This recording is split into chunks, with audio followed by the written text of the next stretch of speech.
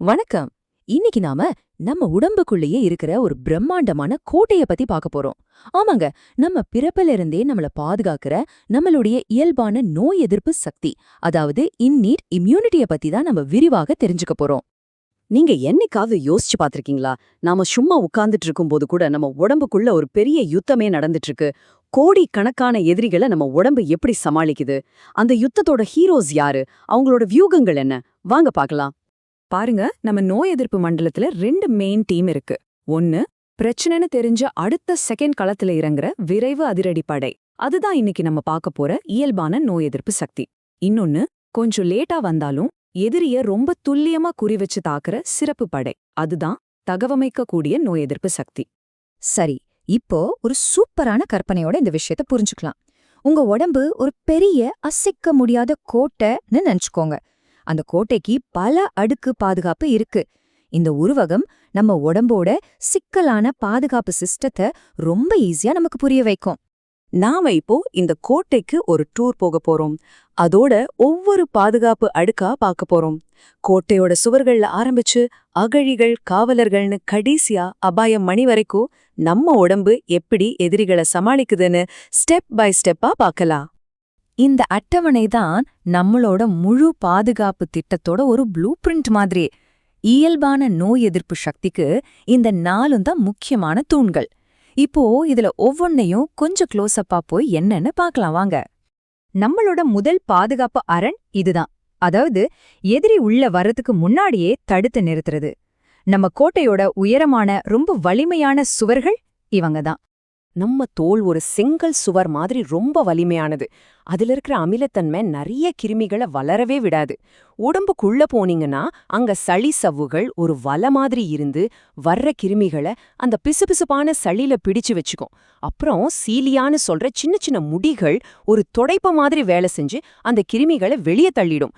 எவ்ளோ ஒரு அற்புதமான அமைப்பு பாருங்க.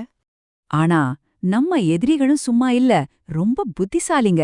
இங்க பாருங்க, சில பாக்டீரியாக்கள் ஃபிம்ப்ரியன் சொல்ற சின்ன கொக்கிகளை வளர்த்துக்கிட்டு நம்ம செல் சுவர்கள்ல ஒட்டிக்க முயற்சி பண்ணுது.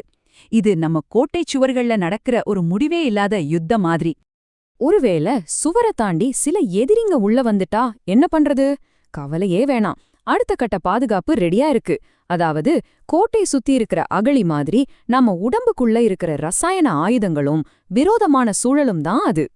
நம்ம உடம்போட சாதாரண வெப்பநிலை, அப்புறம் நம்ம வயித்துல இருக்கிற கடுமையான அமிலம், இது ரெண்டுமே பல நோய்க்கிருமிகளுக்கு யமன் மாதிரி. நமக்கு காய்ச்சல் வரும்போது உடம்பு சூடாகிற கூட இதுதான் காரணம். நம்ம உடம்பு வேணும்னே வெப்பநிலைய அதிகமாக்கி கிருமிகள் வளர முடியாத ஒரு சூழலை உருவாக்குது. லைசோசைம்ங்கிறது நம்ம கண்ணீர், உமிழ்நீர்ல இருக்கிற ஒரு இயற்கையான ஆன்டிபயோட்டிக்னு சொல்லலாம். ஒரு பாக்டீரியா பக்கத்துல வந்தா இது நேரா போய் அதோட செல் சுவரையே உடைச்சு சாகடிச்சிடும். இது ஒரு கெமிக்கல் பொறி மாதிரி வேலை செய்யுது. இன்டர்ஃபெரான் ஒரு அபாய சங்கு மாதிரி. ஒரு செல்ல வைரஸ் தாக்குச்சுன்னா அந்த செல் சாகிறதுக்கு முன்னாடி எச்சரிக்கை, வைரஸ் உள்ள வந்துருச்சு, எல்லாரும் உங்க கதவை மூடிக்கோங்க அப்படின்னு ஒரு மெசேஜ் மாதிரி இந்த இன்டர்ஃபெரானை ரிலீஸ் பண்ணும். இத ஒரு தியாகம்னே சொல்லலாம். இந்த காம்ப்ளிமெண்ட் சிஸ்டம் நம்ம ரத்தத்துல சுத்திக்கிட்டே இருக்கிற ஒரு சிறப்பு அதிரடி படை மாதிரி.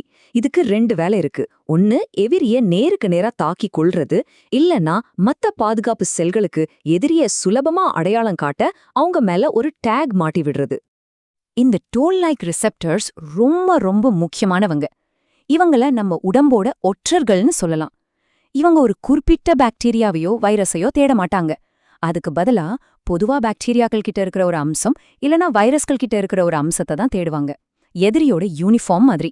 அதை கண்டுபிடிச்ச உடனே மொத்த பாதுகாப்பு சிஸ்டம்த்துக்கும் அலர்ட் கொடுத்துடுவாங்க.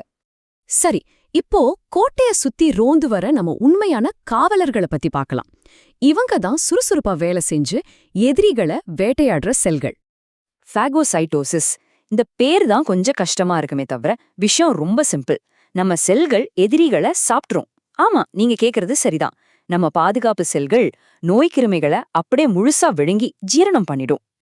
இந்த செயல்முறை ஒரு பக்காவான ஆக்ஷன் படம் மாதிரி நடக்கும். முதல்ல ரசாயன சிக்னல்கள் நம்ம செல்ல எதிரி இருக்கிற இடத்துக்கு இழுத்துட்டு போகும்.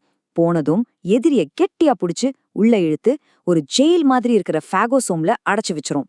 கடைசியா லைசோசோம்னு சொல்ற ஆசிட் பைய அதோட சேர்த்து எதிரிய ஒண்ணுமில்லாம அழிச்சிரும். எவ்ளோ திறமையான ஒரு தாக்குதல் பாருங்க. நம்ம உடம்புல எங்கேயாவது காயம் பட்டாலோ இல்ல தொற்று ஏற்பட்டாலோ உடனே நம்ம உடம்பு அவசர நிலைய பிரகடனம் பண்ணும். அதான் இந்த அலர்ச்சி.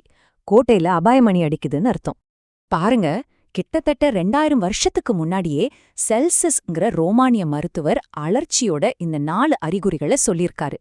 நமக்கு அடிபடும்போது அந்த இடம் செவந்து போறது, வீங்குறது, சூடாகிறது, வலிக்கிறது, இது எல்லாமே இந்த அலர்ச்சி எதிர்வினையோட அறிகுறிகள் தான். அடிபட்ட உடனே அந்த இடத்துக்கு ஒரு எமர்ஜென்சி அறிவிக்கப்படுது.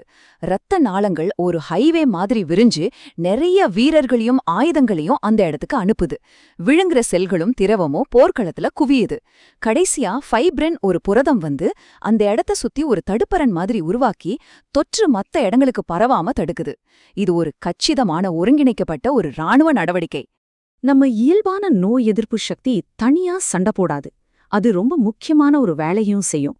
அடுத்த கட்ட அதிநவீன பாதுகாப்பு படைய உதவிக்கு கூப்பிடும். ஒரு எதிரிய விழுங்கின நம்ம செல்கள் ஒரு அருமையான வேலை செய்யும். அது எதிரியோட ஒரு துண்டை எடுத்துட்டு போய் ஒரு வாண்டட் போஸ்டர் மாதிரி அத அடுத்த கட்ட டீம் கிட்ட காட்டும். பார், இதுதான் எதிரி, இவனை அழிக்கிறதுக்கு ஒரு ஸ்பெஷல் ஆயுதத்தை தயார் பண்ணு அப்படின்னு சொல்லும். இதுதான் அந்த முதல்நிலை படைக்கும் சிறப்பு படைக்கும் நடுவுல இருக்கிற ஒரு முக்கியமான பாலம். அப்போ சுருக்கமா சொல்லணும்னா, இயல்பான நோய் எதிர்ப்பு சக்தி நம்ம உடம்போட முதல் மற்றும் வேகமான காவலாளி.